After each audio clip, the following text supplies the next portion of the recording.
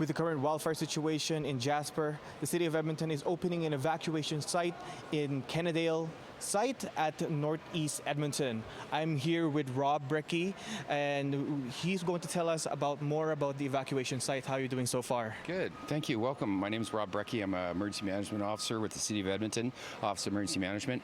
What you're in right now is what we refer to as a REST location, so a Rapid Emergency Support Terminal.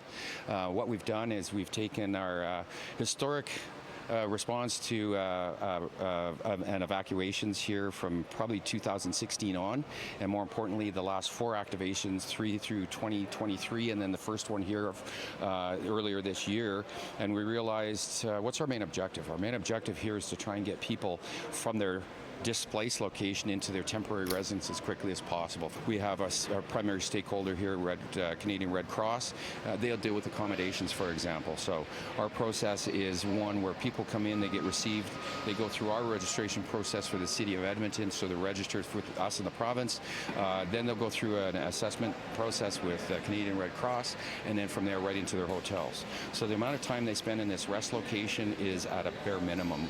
You know, based on numbers, and those numbers have frequently changed from early morning hours to where we are now, early this afternoon, where we're probably starting to see, instead of masses coming in buses of hundreds to thousands, we're starting to see dribble in and probably 50, 60 at a time, and start to increase that way. Edmonton wasn't really initially an evacuation center. When was the call being started? We initiated this call early morning hours, probably late last night is when I started the phone calls, and whether or not we were going to get the trump card and whether they were going to come to Edmonton was here or there, but it was based on the fire and the threat that was going on in Jasper. In terms of accommodations, what do people going to get accommodated for? Like, what are they going to get once they get here? When we get here, the evacuees, displaced people get here, like I said, they'll go through obviously a welcoming or reception. From our perspective, we will account for them and put them into our system, which is now recognized provincially. And then from here, they'll go into the Red Cross's process of being assessed, and then to a hotel or motel. And is there anything that Edmontonians can do to help? Now, right now, we've asked them. We don't need it. We've got professionals. We've done this many times for a number of years. We've got it down pat in relation to the team, the ESERT team, Emergency Support Response Team, and their response.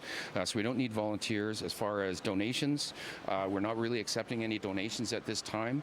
We do have donations, obviously, going to Red Cross and as well emergency support response here in Edmonton. But for this particular evacuation proper, no, we're not accepting any donations. Are not needed at this time. Awesome. Thank you so much for the information given. Yeah. Here at the Kennedale site, Leo Cruzat, City News.